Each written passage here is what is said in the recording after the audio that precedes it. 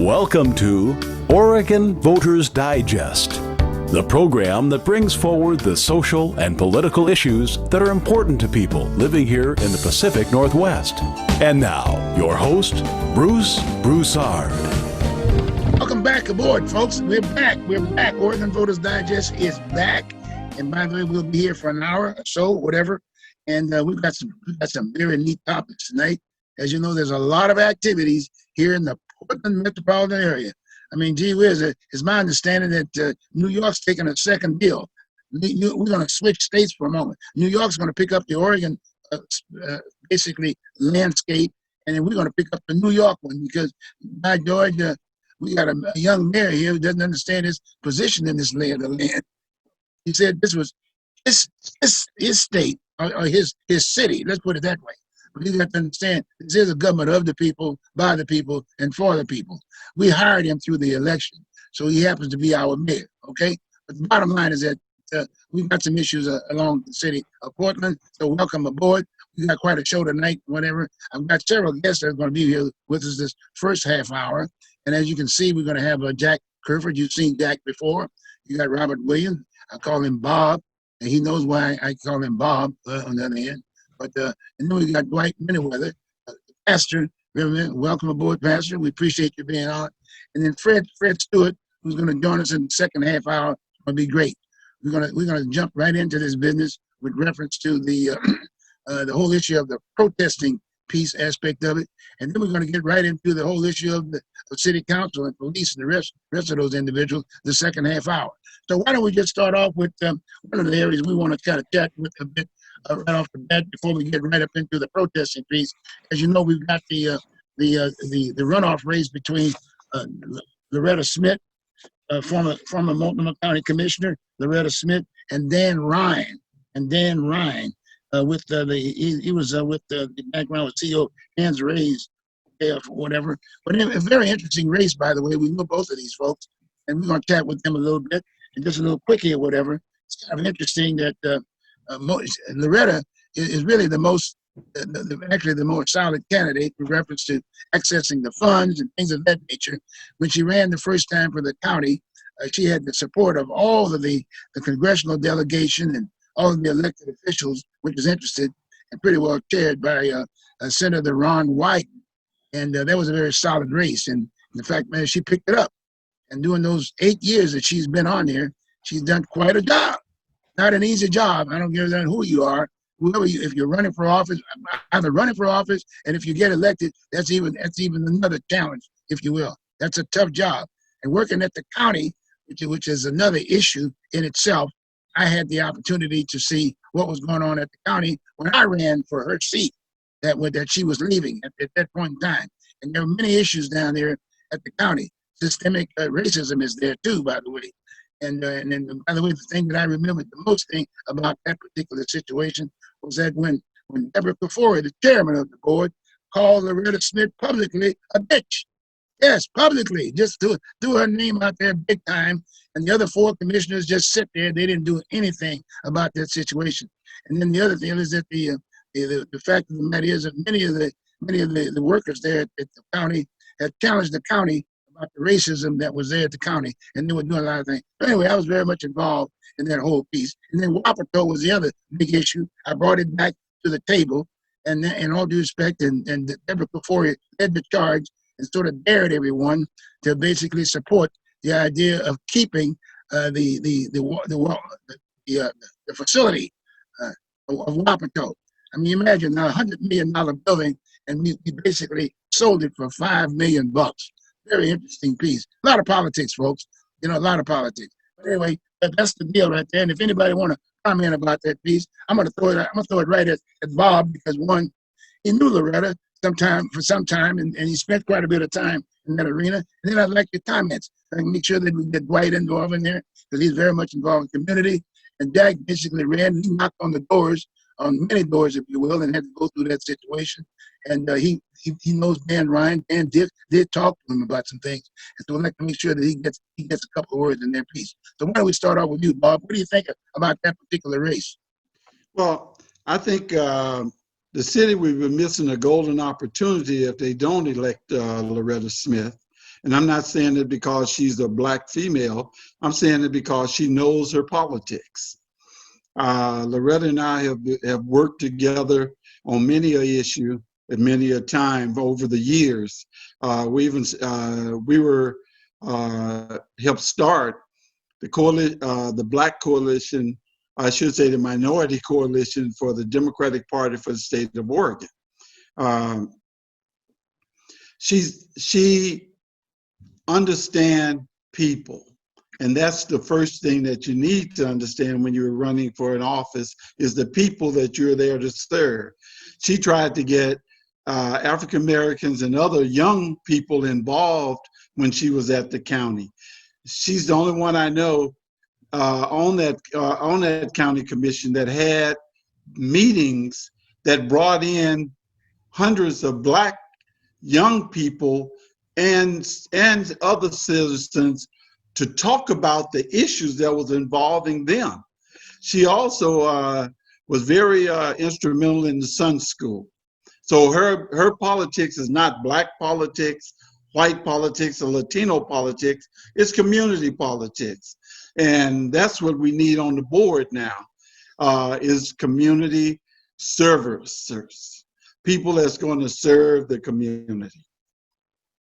Okay, sounds good.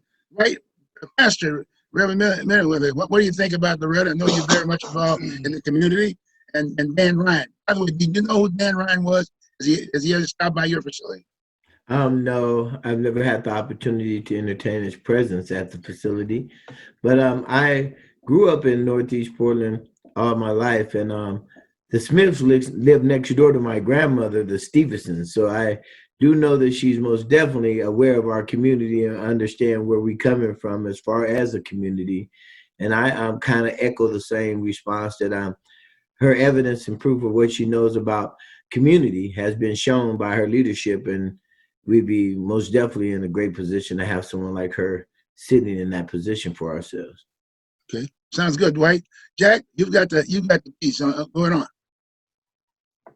Well, I'm going to be the odd man out on this one because after the primary was over, Loretta actually reached out to me asking for support, but so did Dan Ryan. So I spent time talking with both of them. Again, with my background of science, I want to hear their position on the issues. I want to hear their logic. And I just heard more depth and understanding of a broader range of issues for Dan Ryan. From that standpoint, I remember vividly the election between Loretta and Joanne Hardesty when they ran for commissioner previously. And that was a tough choice. They had two very qualified people in that standpoint. But my wife and I voted for Joanne Hardesty at that point in time. But this time, I've actually come out and I support Dan Ryan. I had reached out to him to ask him if he would come on the show and answer or discuss questions that are cities faced with many challenges. And he has been downtown with Joanne Hardesty, trying to work with the community to try and build relationships and stop the violence. I credit him for taking that action, taking a very proactive action. I'm sure Loretta has done the same thing. I just haven't seen it. But from that standpoint, I decided to support Dan Ryan. Okay, good. Well, that's good. I mean, the idea is that we're all creatures of our exposure, you know what I'm saying? And if you're exposed to certain situations, that's what you reflect. You know what I mean? And I might make the point about the fact that we are now sitting in a situation right now that race is a big issue in our country today. It's huge. And naturally, Oregon doesn't have a popular position along that particular line. I mean, by big time. And I say that to say that when I looked at the endorsements from the various media here within our presence here in the Portland metropolitan area, I saw the race card come out. I mean, I can say that because I've been around. And if anybody knows what's going on in this area, I do know that particular area because I run for office. I've interviewed for a number of times running for office. And I knew how difficult it was to be able to get the endorsement from any of the medias here locally aspect of it. And I say that to say that a good example of that was the Oregonian. The Oregonian endorsed Dan Ryan. Yes, they endorsed it. I mean, a full-page ad on this piece. And when you compare the resumes of both of those individuals, there's no way Dan related to that piece. I mean, she related to the monies. I mean, the whole 9 yards. The other thing I noticed that the so-called congressperson right from this district, I'm talking about Earl Bowenhauer, he's supposed to be very familiar with this particular community. And if anything, the minority community exists primarily in this area, if you will. And his name was nowhere to be found. The only person that endorsed her at this point in time was Senator Wyden aspect of it. And the other thing I noticed that the Oregonian brought out the issue about some of the negatives when she was the county commissioner. Brought up about the finance situation, about capping this. I knew about that piece. I also knew about the fact that the citizens had spoken, but I also knew that the monies were already, the decision wasn't made at that point in time. And so she was actively trying to get the money because, in all due respect, if you don't have any money in this particular time, you don't win anything. Trust me. It's a tough situation to win any election in this particular situation. And I'm just spending the time that that's one of the reasons why we don't get many minorities running for office. It just happened to be my lane, and that's why I ran. And the community is very, very important. And even to this date, we just don't have enough people of color that understand what's going on, because that's exactly what happened to the area. At one point in time, I worked very hard to put together a district called District 18 to give this area an address as opposed to just being a black community, one that we can identify with, i.e. the sources and the services that were available to build our community. And guess what? As time went on, they got rid of the lines. I mean, every so-called politician, from bureaucrats to Tory and the whole works, the machine, all voted against the putting up that district number 18. But we got it. And I'll be straight up, Bob. The Republicans were the ones that I lobbied to at that point in time, and they made sure that we got District 18. The moment they were out, all due respect, they re-gerrymandered the area. Okay? We just being straight up with you about this piece. So I'm saying that also too. That let's make sure that the voters, everything along the is basically as to what you need to know. Look at both candidates, and I'm not saying that Dan isn't there, but he wasn't there doing the. I'm saying it's like anything else. I don't know the man, and I've reached out to him, but he never answered his phone calls. And in fact, I even shared this with Jack, and we tried because Jack supported him. So he basically supported him based on his lane. But the fact of the matter is that the guy never did. We wanted to interview both candidates. And I might add that naturally, we didn't get Loretta either. But at least Bob and I know Loretta, and we basically know her. And the difference, Bruce, is she will come. Okay. You know, I know because if I ask her to come, she will come. And the one thing that I don't have a clue who Jack is. I'll be honest with you. The other part is I'm talking about someone that I know that I've worked with, and I don't live in Multnomah County. I live in Clackamas County. Mm-hmm. And so I've watched her from afar. And by watching her from afar, I can honestly tell you that she will work for the people. That she will do. Okay, sounds good.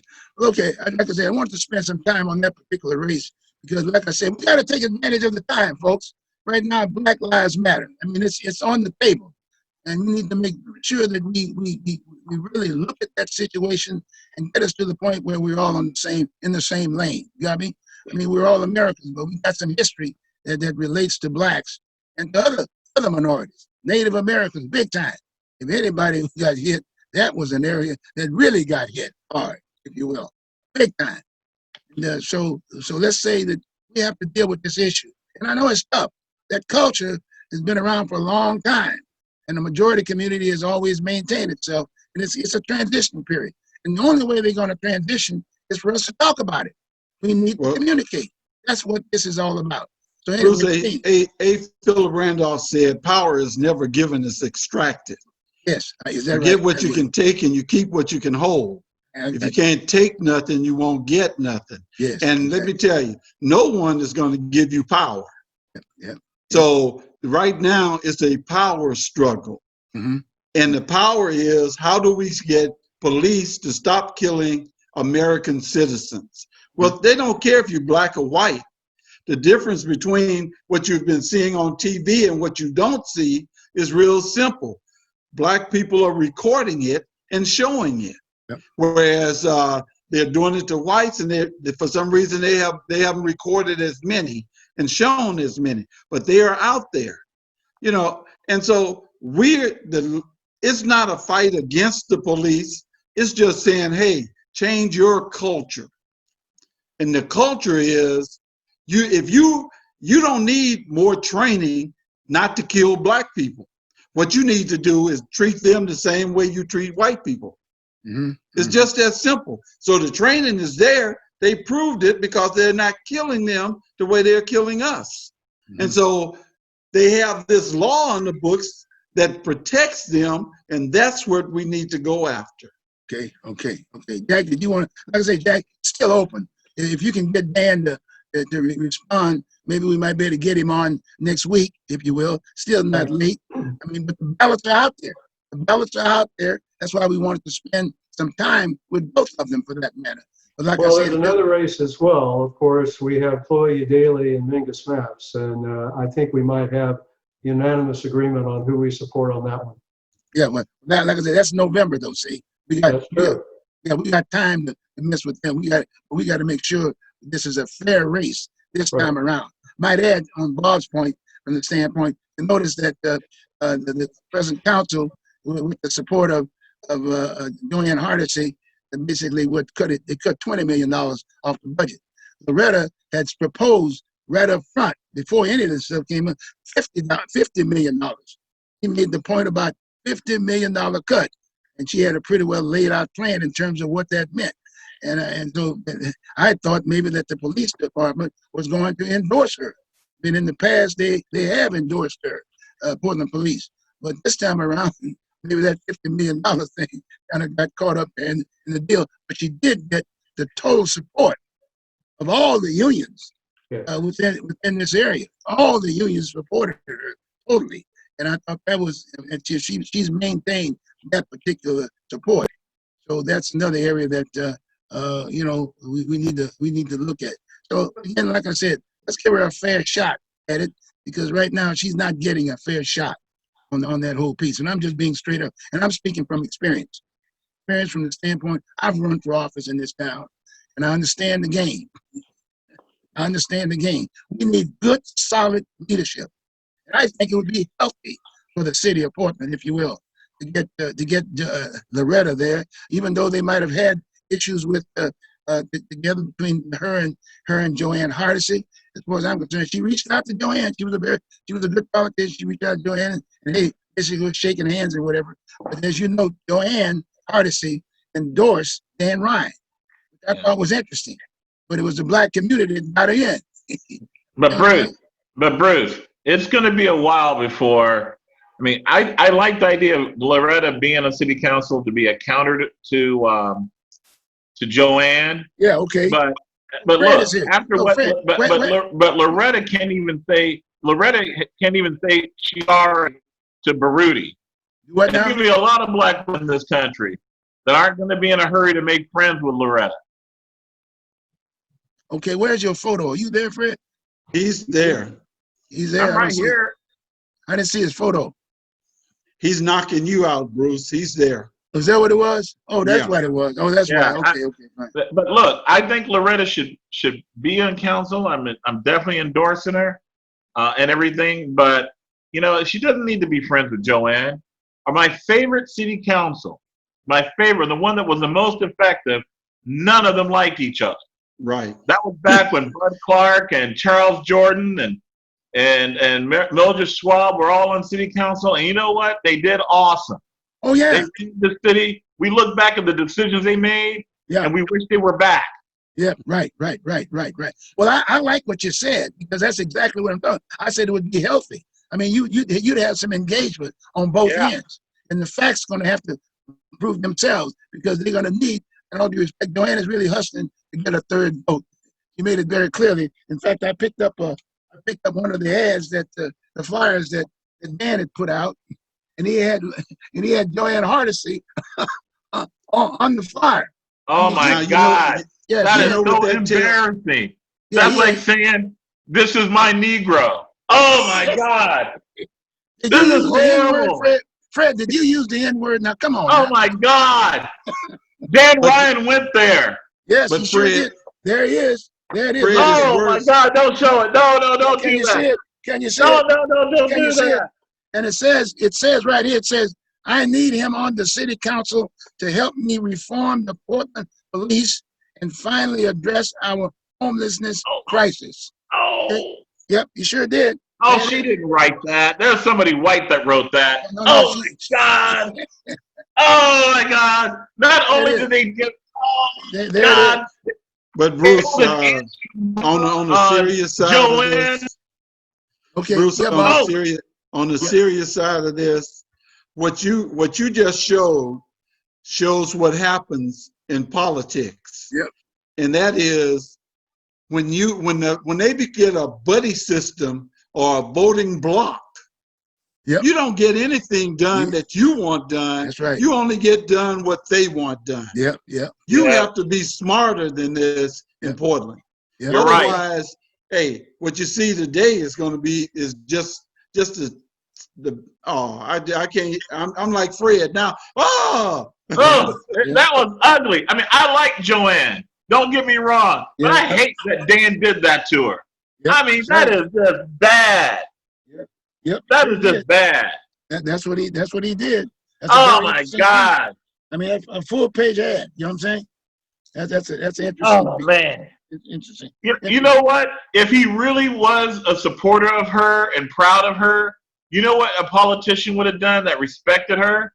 He would have been in the photo with her. that's right. Yeah. You know, they're going to have to work together. Screw the social distancing. They're going to be sitting next to each other on city council. Get my meaning? He would be standing right next to her and he'd be showing his respect for her. But no, he has to go and do the I'm not your Negro type of photo. In other words, telling all the white folks, this is my Negro. Yeah. This is my Negro. Yeah. I got a Negro that likes me. Why doesn't she have? Why doesn't he advertise that he's got a lot of Negro friends? Yep. Because he doesn't have a lot of Negro friends. He's got one. Yep. Jesus. That's sad. Joanne doesn't deserve that. Okay. She doesn't. Well, All she right. put herself in that position. I don't think she intended to. She's just endorsing somebody she thinks would be better for her on city council. She didn't put together that flyer. That was his campaign and Dan that put that together. Dan Well, and his campaign decided Fred- to aim Jemima Joanne. Yeah, but now she claims that she's got the vote. See, I mean, she has a third vote, right? You got me? Well, if he wins, but then that's why I'm voting for Loretta because I don't know. I think there should be more contention. I don't want a city council that goes all one way. Right. And I think Loretta is a good counterbalance to Joanne. But I like Joanne. I mean, Joanne's good. Well, it's I'm kind of still laughing about her being police commissioner. I might add that the other vote that she thinks she has, I don't know now because the point was that that she thought she has Mayor Wheeler's vote, Mayor Wheeler vote, and just recently, you know, she asked with the whole issue of the protesting publicly that she wanted to be the police commissioner, Kind of threw him under the bus, didn't she? and then the mayor said no way. He's going to keep that police Well, he commissioner. shouldn't. And look, Charles Jordan told me several times to my face. He said one of the biggest mistakes he ever allowed to happen as city commissioner was to be police commissioner. Because there are some fundamental challenges to somebody other than the mayor being a police commissioner. Especially when you got a hothead like Daryl Turner. I mean, gee whiz. Whether I was Ted Wheeler or what's her name, Joanne, one of the first things I'd do is I'd fire his ass. He needs to go away. How you Well, gonna Why would that be so? Because Daryl doesn't know how to respect the chain of command. I understand he's representing the union, and he should. But this is the same guy that walks in the room and defends nearly everything cops do. And then he's going to go out and call his bosses that they're weak stuff? No. No. You don't get to play Fred, both sides of this boat. Wait a minute, I have to Bob, correct. Can I correct him on something? hold on. Feel free. And that is, number one, Daryl is the head of the union. Yeah. Therefore, they can't fire him. They didn't hire him to be the head of the union. No. Those are the people that work for them that hired him. Well, folks, as you can see, we're going to take a little bit more time next time around on the whole issue between the police and the mayor's office and citizens, okay? Quite a discussion, and I think it was very fruitful. Okay, what we're going to do is we're going to take a short break, and we'll be right back, okay? Tell your friends.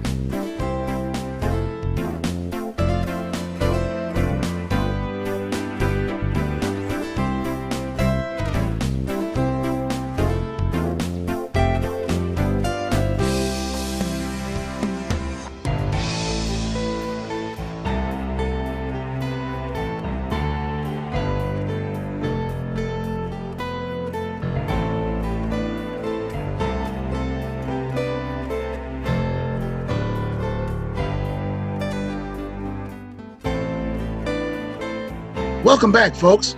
We're back. We're here for this second half hour. Well, as you can see, we did the first half hour fantastic. Okay, I would suggest please share it, by the way. Share it with your friends and get them on it. You can see it probably on Facebook and also on YouTube. Maybe late Friday, something like that, on Facebook and on YouTube. And then on Sunday at our regular Oregon Voters Digest time at 4 p.m., channel number 11, okay, on Comcast. Okay, so with that, let's get into the second half hour. And as you can see, we got all the guests here today. We got four. Well, we got five total, but four with 5 with me. But the bottom line, we got Jack. You got see Jack Kerford there. You got Fred Stewart. You got Bob Wynn. They're next door to one another. Oh my God! And then we got Reverend Manyweather. Okay, pastor. I call him Dwight, but he's a man around town. He's very, very much in the community. That's why I want to make sure we've got our minister. It seems like though the mayor has Pastor Hennessy, but there's issues there. But Hennessy is there. He's doing the best job he can, and it's good to see that the ministers in the city of Portland are involved in the process. You know, I'm very familiar with the whole issue of the ministries, and it's good that they have. Their flock is somewhat left them there. We got to get more young people in there. But the bottom line is that they're very important to the peace aspect of it. So now, this time, what we're going to do, we're going to talk about the whole issue of the protesting. I mean, we're sitting up here. I mean, it's kind of like Friday here at this point in time. Come Sunday, when you see it on Oregon Voters Digest, it will hit 60 consecutive days. 60 consecutive days that we're protesting downtown. And then when you start thinking about the word protesting, what is the definition of protesting? Everybody run to the amendments, First Amendment, freedom of speech. But what does the definition of speech, freedom of speech mean? Does it mean tearing up everything? Because every time you tear something up, the voters are the ones that have to pick up the tab, okay? And we got our young people, if you will, that are out there like in Grove, if you will. But at the same time, we've got this coronavirus situation aspect of it. And that's another major issue. I mean, you can spend days on that. I mean, you got some major concerns about that. I've quoted and I've made it very clear how I felt about the coronavirus aspect of it. How do you get tested? They test you and say, okay, fine, well, another week, you get something in the mail, say, you got it. You know, you got it. And then, okay, where do you go then? In most cases, you should say, well, I'm going to go to the pharmacist and pick up a package of stuff, whether it be cough medicine or aspirins or whatever. And then I'm going to be on that deal. And then when it gets too much, I go down to the hospital, call my provider, whatever. But guess what? We don't have a cure yet, see? And so you got all these young people sitting there saying, you got to stay home. Well, guess what? Stay where they all are. Protesting downtown Portland, okay? So with that, I'm going to open it up. Guys, we're going to talk about protesting. It was very, very active. Now we've got the presidential campaign involved in the process. But at the same time, that person who sits in that seat has a responsibility for all of us. It's a nonpartisan seat. We got to sit in that seat and we got to respond. And the fact of the matter is, there's a lot of folks that are saying, hey, stop this stuff. You got to stop this stuff now. We want it done yesterday. Every time you bring that up, you bring in the politics of it. And then we get right back to the same deal. We started it consistently at the same time, every day, every evening, at 12 o'clock midnight. And they protest for the whole evening, if you will, until in the morning. At nighttime, tearing up things, the whole 9 yards. Okay? So with that, I'm just going to open it up. And by the way, you guys can take your subject matter, but do me a favor. We got just so much time. I've done my thing. But we got so much time here. Spend a little time, get your point across, so we can go to the next person and just go on and on. Okay? That's fair? So Fred, we're going to start with you. Let's see if we can keep that time together. Go on, Fred. What do you think about the protesting? Well, of course, I don't like the destruction, but I'm really appreciative of the protesting. It's a bunch of people, mostly white, because this is a mostly white town, who are trying to put an end to racism, especially put an end to police brutality. And I can't help but be supportive of that. Now, I wish the cops were more aggressive about people who are destructive. I can understand why the feds are here. We've got people who are coming here and trying to usurp the protests, trying to hide behind the peaceful protesters and get their own agendas done, which includes damaging property and sometimes hurting people. I'm disappointed that the cops aren't more aggressive with those people, But, we're still in a point where people don't trust the police as well as we should yet.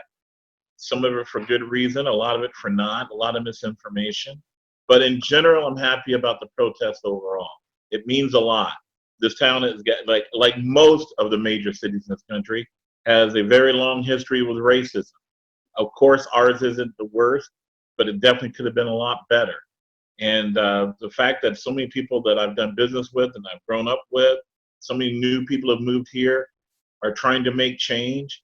I'm proud. If there's only one other suggestion I would make, is I wish a lot of them would spend more time, talking to Black people and learning about how racism works. I think the media has done a very poor job addressing racism in this town. They focus more on the salaciousness and the brutality of racism, which is definitely something we should talk about and not ignore. But there's a lot of racism that the white people that run our media isn't addressing, and I think that's what's holding the whole mission of these protests back. All right. Thank you very much, Fred. Okay. How about Reverend? You want to go and jump in at this point in time? Right? But Oh yeah, most definitely. Just thinking about the aspect of when you said the First Amendment, the freedom of speech, and then we're looking at that we're getting the freedom of the tone of the words that are being spoken, but the action is the concern that we're having. We're having more concern with the freedom of action, like someone feels free to act in a certain manner that's destructive to our communities and to, our whole city.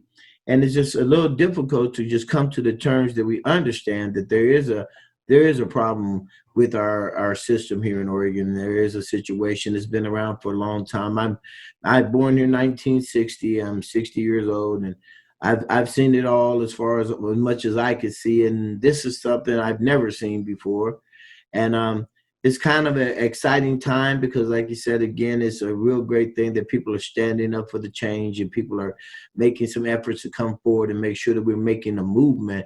But at the same time, I just think that, we have to keep the narrative of the protests in view, so we'll be able to still understand the purpose of why there are 2,000 people out after midnight standing out in such a late hour to bring forward change, or those, like you said, with the secret agenda. We already know the covert operations, people that are hid inside of the story, making it look a little more aggressive than it actually is. And I just think, just earlier, like with Fred and Robert, I love it. I love the vibrant conversations. I love, the opposition of being able to talk about things and not hold each other back from being able to say what exactly is in our spirit. Because until we can do that and come together in agreement that we have a right to view things and express to one another, then we can come to a unified solution when we all are working together. Sounds good. Okay, let's go. Bob, let's go with you, and then I'm going to get back to fill it all up. He's the politician. Well, I came to Portland in 1971 from Chicago, and I thought I'd hit a utopia because the difference in lifestyle here in Portland and what was in Chicago, and to see the changes that has happened over those years, it's dumbfounding. But I also majored in history, and I understand the history of Portland and the history of Oregon, where this is where whites, what you call white flight, they came to Oregon to get away after Reconstruction, after the Civil War, I should say. And when blacks were coming in and taking the jobs for less money, they came to Oregon, and their job was to keep people like me out. And they did so. But over this time, we've had marches here before. They were peaceful. This is the first time I've actually seen where the police stands back and allow people to destroy someone's business. I've gone online, I've said some things that I really and truly believe it is time for the police to take action and protect the citizens' livelihood in the city of Portland, i.e. stop the riots, but allow people to peacefully protest, you know? And so that's the thing that we have to understand. It amazed me when they arrested 6 guys down on the coast for protesting, and they were all from Russia or Slavic countries. You know, that kind of amazed me. What were they protesting about? You know, I feel like right now we're losing the message because of the deeds. Right. And so we got to get back on message. And the message is, how do we change the law that protects police that brutalize American citizens? Okay, sounds good. Jack, what do you think? Well, as the past few months, there's a lot to reflect. I've sort of had an observation. America loves heroes, and they also hate villains. And I was vilified when I came back from Vietnam. It was a very unpopular war, and I remember being discharged in Fort Lewis, sitting in the airport in Seattle, being spit on and called baby killer. And at that time, all veterans, most veterans, were either hiding the fact that they'd served in Vietnam or certainly felt that America didn't welcome them back. I was gratified that 20, 30 years later that America started to thank our veterans and their servicemen and women from coming back for their service. 30, 40 years ago, the police profession was a respected position. Today, it seems what I fear is that we're vilifying all the police. Do I want to see police reform? Absolutely. Do I want to stop systemic racism? Absolutely. Do I want to look at new innovative techniques such as the response teams that have been successful in Salem? Absolutely. But do I want to vilify all police and call everyone that's a policeman horrible, disgusting names and show them with absolutely no respect as human beings? Black, white, Asian, it doesn't matter. Absolutely not. So I hope that we can take a moment to stop the hate and to move forward and start a dialogue and really learn what we can do to make our city better. So those are my thoughts right now. Thanks very much. Now, in some of the other areas, why don't we just kind of personalize it a little bit? Let's talk about some of the participants to date, if you will, the latest ones. We had Joanne Hardesty, who was there. She basically talked to the group as a whole. We had the mayor. The mayor participated, and he spoke to the group, which two different situations aspect of it. And then we had, in all due respect, we had the president of the police union, who had a press conference there at the facility aspect of it. But then on the other hand, we didn't have the other participants, those individuals that are looking at. I think they were there, but we didn't see them. But it's my understanding there were, I think Loretta Smith and Dan were there. If they've been out into the crowd aspect of it. I didn't see any photos. I didn't see any interviews by the media. And also, what about the other two? What about you, Daley, and the other individuals who's running for the runoff? That's what's the guy's name? You had yes, right, Maps. Maps and New Daily. Where were they? I didn't hear anything about them aspect of it. And then the other thing is that many of these candidates were constantly, and the people for that matter, the candidates were, those folks that were there, were always saying that we're reaching out. Even the mayor made the point about, well, you know, I'm talking to the leaders and folks, whatever. Let's put it this way. I ran for mayor. 19 people ran for mayor. 19 people. 18 of one of which was, I was one of those 18, or one of the 19. 19 was the mayor's aspect of it. Why didn't we call those people? Why didn't the media contact those folks and got their ideas? They ran for office. And as far as I'm concerned, they represented people. They should have been given the opportunity to express themselves. The same thing for the city council. Everybody that ran for those seats should have been given the opportunity to speak their part.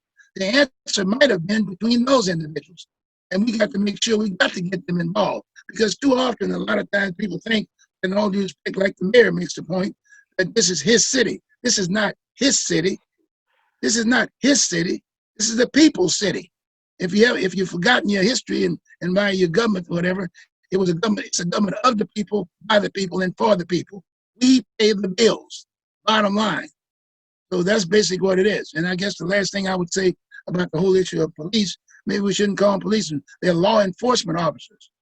After the contract is negotiated between the people and their representative there who represents them and sits down, and part of that participation naturally is the law enforcement, because they dot the I's and cross the T's, because if in fact it gets down to the point that something happens within that policy, they're the ones that's got to basically enforce those issues. That's what that's all about.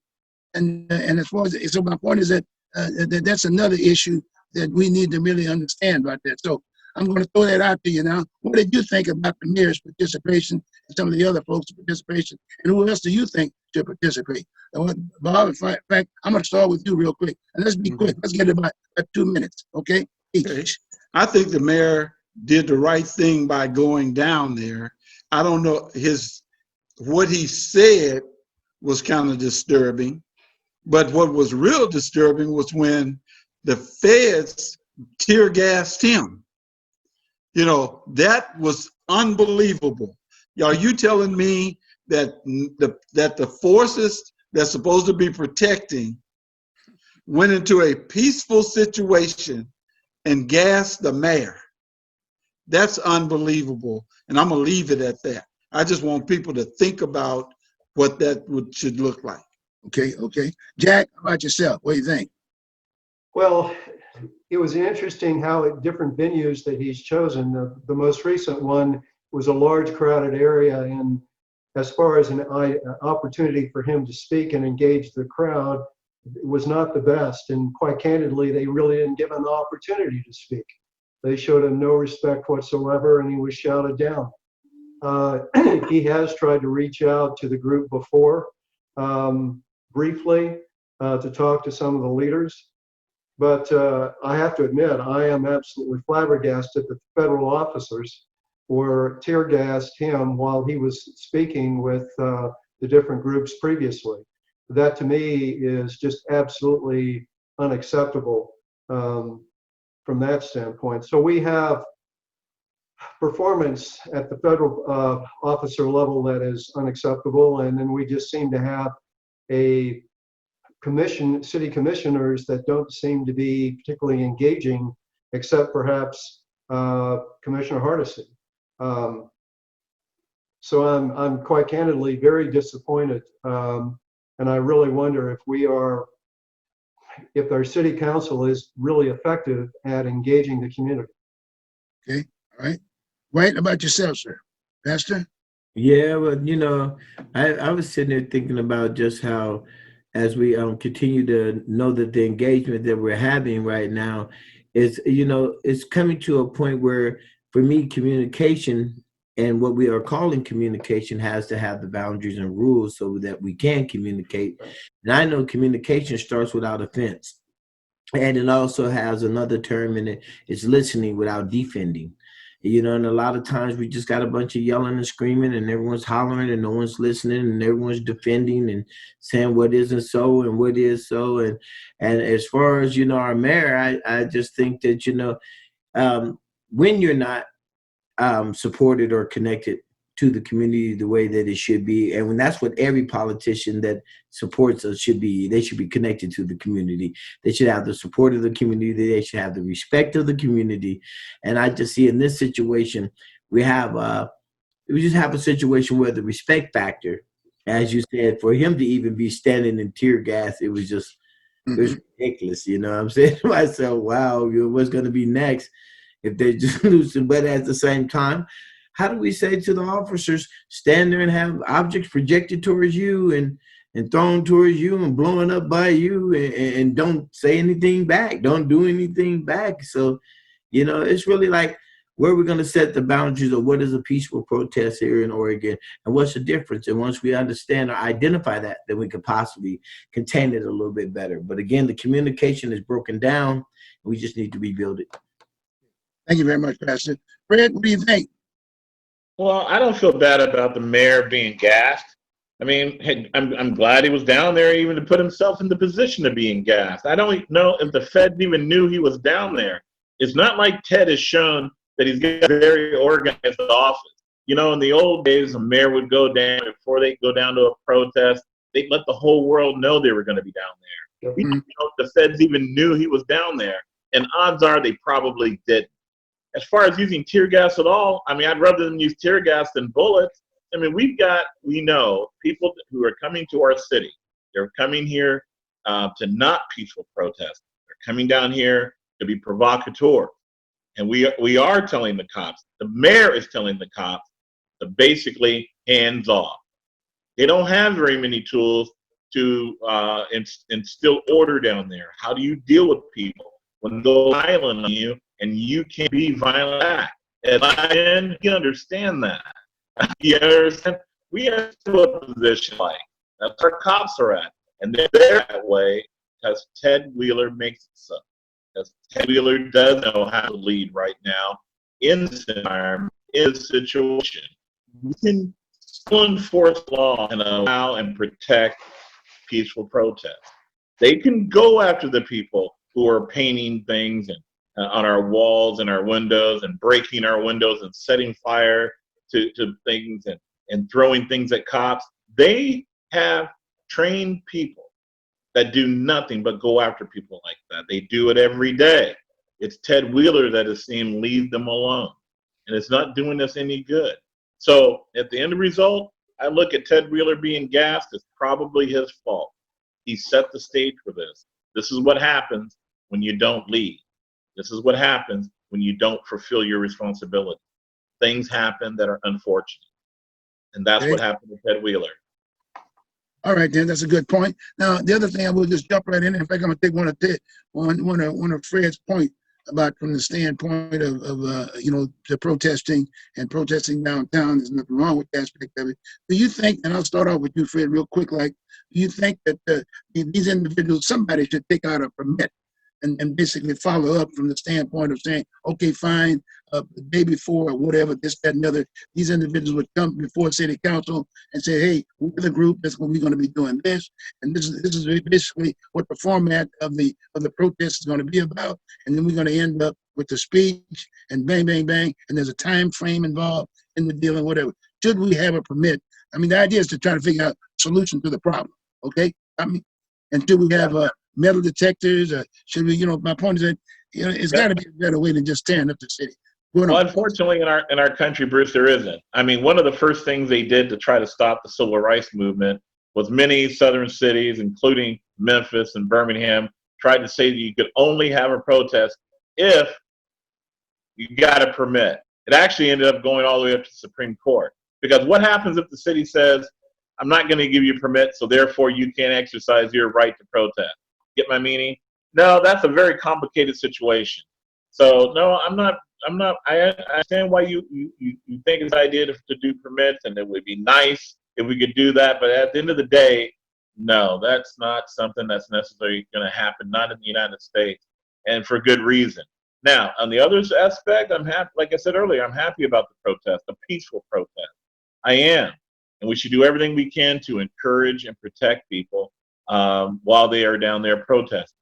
But as a politician in this town, as far as not not talking about me, but I'm talking about the people who are running our city. Okay. And as the people who say they love our city, they should be doing a better job protecting the protesters, protecting the city of Portland from from evildoers, as George used to say, because we do have them. We've got people from the alt-right, we got people from the alt-left, and we've got criminals. I mean, guys, I've seen on television myself gang members protesting the police, which I just think is hilarious. It's actually insulting. But bottom line is we do need law enforcement to have a little bit more, let's say, space to do their jobs. They do. All right. Thank you very much, buddy. That's 1 minute. Bob, what do you think? Well, I don't know how many of you have marched in major protests, but I have. And I can tell you, when as a young person, when I was marching, the one thing the old heads said to us was, we're here protesting this. Yep.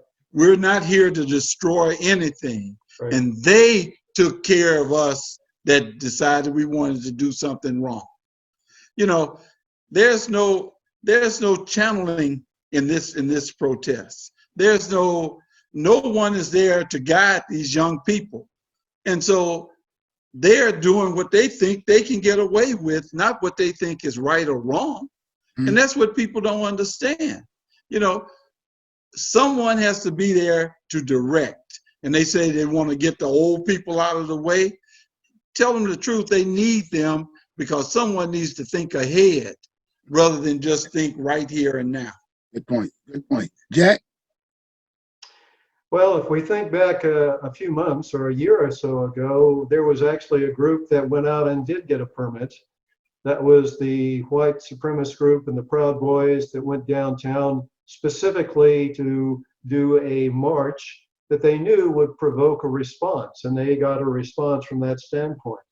So the difficulty was then, or the question I had then was, why was it not stopped immediately, the march? And why was the violence not stopped at that standpoint? It seemed to escalate, and it seemed as if the Mayor Wheeler had a hands-off approach relative to the violence that was going on. And I talked to many business owners downtown that said it devastated their businesses. People were afraid to come downtown. So now we fast forward to another situation where we have the Black Lives Movement, a very valid approach, a very valid protest.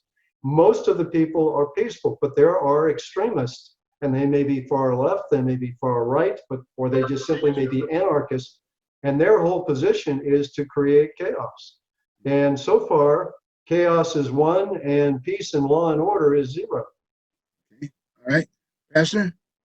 Well, you know, I just like the fact of thinking about the mission as a whole. And then we look at the commingling piece. To me, I see so many things commingled into the agenda that it's really starting to really take such a focus away from what we were really setting out and purposely trying to put on the table.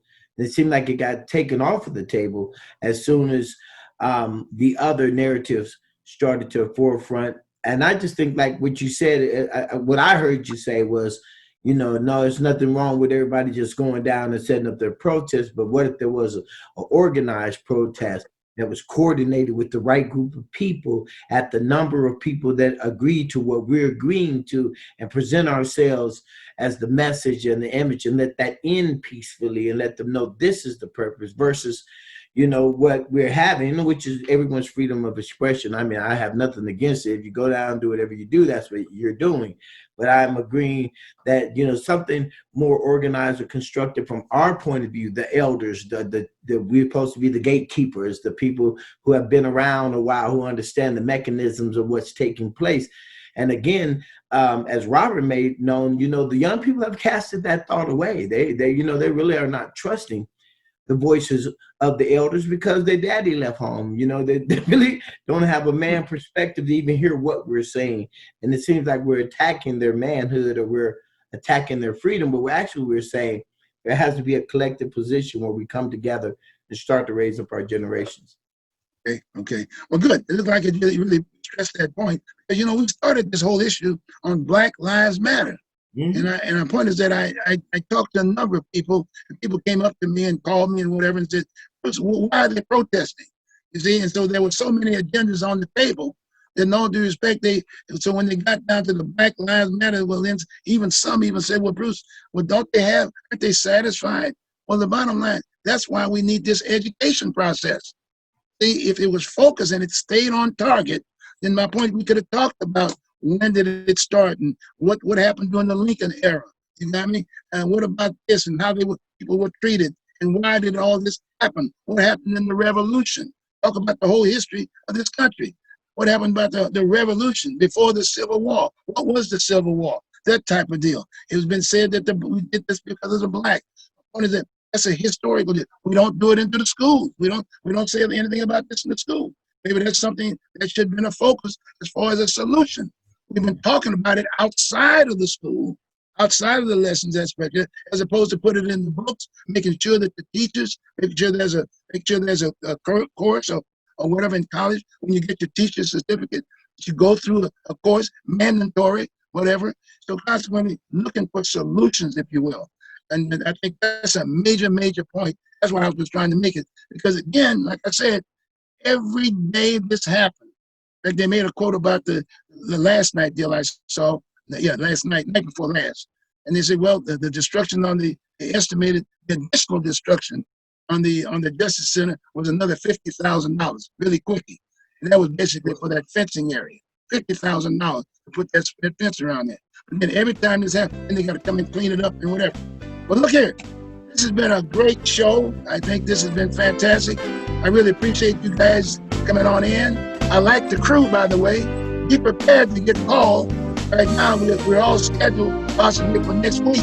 So start putting that on your calendar. Steve, here's the deal. I hope the time is right. And to those people out there, share this program with everybody. Fax it out, post it, or whatever. It's very important that we're together putting this piece together. So we want to thank you very, very much. Thank you guys. Appreciate it very much. And as George Page always said, back to what you believe in. God bless America. Have a good one.